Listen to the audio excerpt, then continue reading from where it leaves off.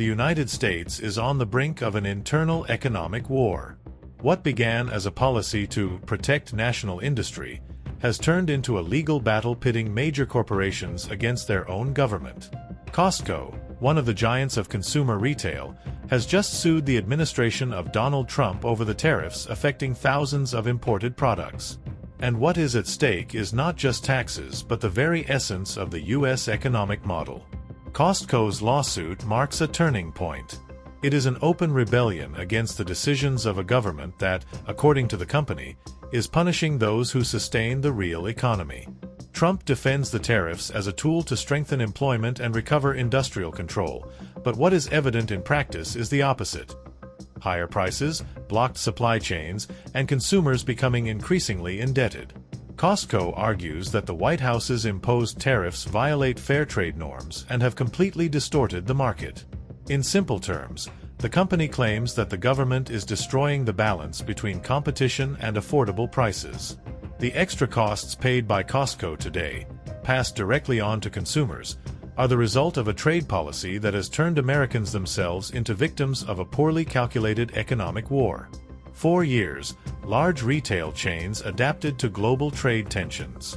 They raised prices, renegotiated contracts, or cut margins. But now they face an unprecedented scenario, a tariff system that covers everything from food to appliances. Inflation remains high, wages lose purchasing power, and families tighten every expense. In that context, Costco decided to do what no one had dared to do: challenge the president in court. The case arrives at an especially delicate moment. The U.S. economy shows signs of exhaustion. Unemployment is rising, investment is falling, and business uncertainty is reaching unprecedented levels. Trump insists that tariffs will bring industrial jobs back, but reality contradicts the discourse. Manufacturing companies cannot easily replace foreign inputs, and domestic production remains more expensive.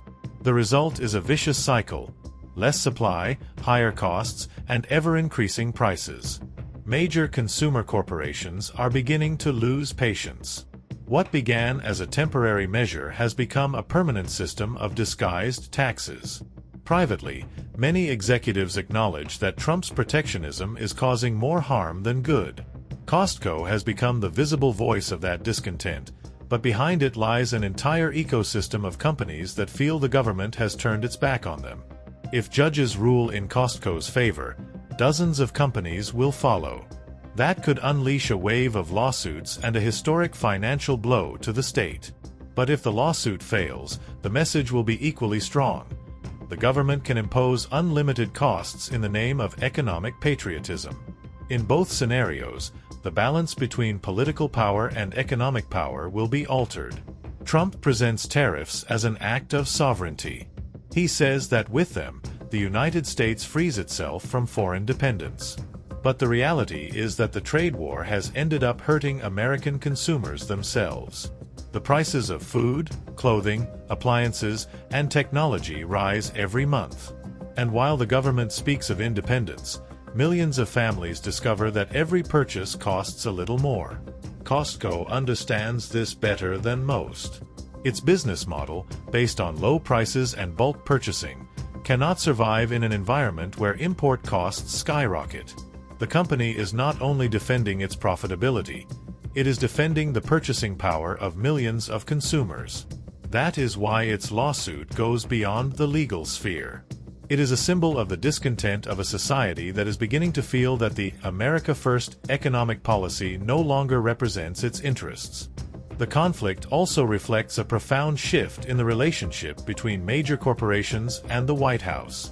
For years, the business giants were natural allies of the Republican Party. But now that bond has deteriorated. Executives perceive that the government has turned trade policy into an electoral instrument rather than a growth strategy.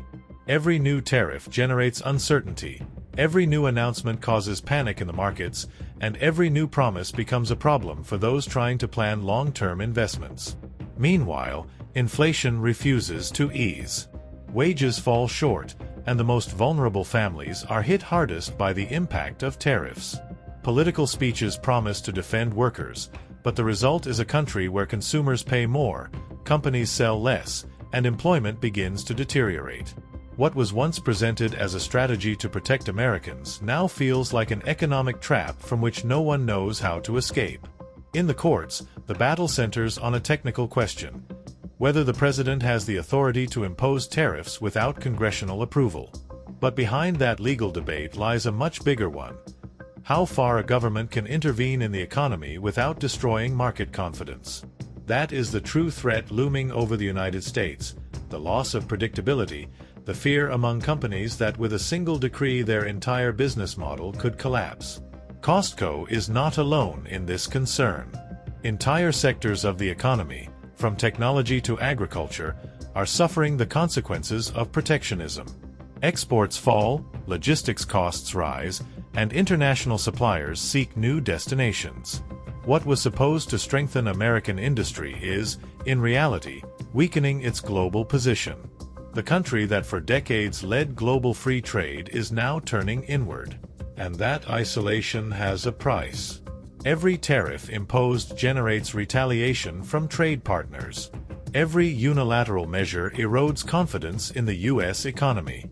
And every lawsuit, such as Costco's, becomes a warning sign for investors around the world.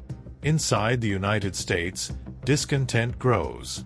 Small businesses that depend on imported inputs can no longer compete. Farmers face rising prices for fertilizers and machinery. Supply chains collapse under new taxes, and major cities begin to register layoffs in the retail sector. What is happening now is not just a legal dispute, it is a crisis of the economic model.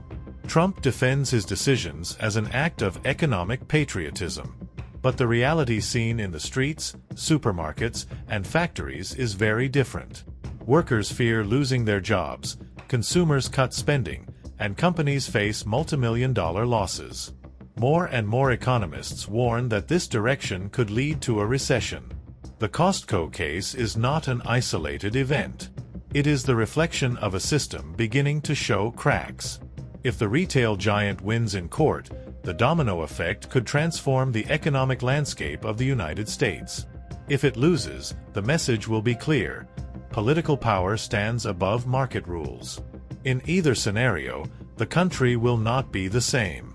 Because beyond numbers and technicalities, what is happening is a paradigm shift.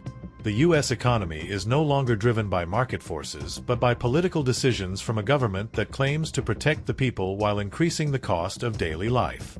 And when that balance breaks, the consequences can last for generations. Costco's lawsuit is, at its core, a warning. A reminder that power has limits and that no nation, no matter how great, can sustain its prosperity by harming those who build it every day. The outcome of this legal battle will determine much more than the fate of a company. It will define the trajectory of the most powerful economy on the planet. Like the video and subscribe to Punto Critico to understand how the decisions of power change the course of the world.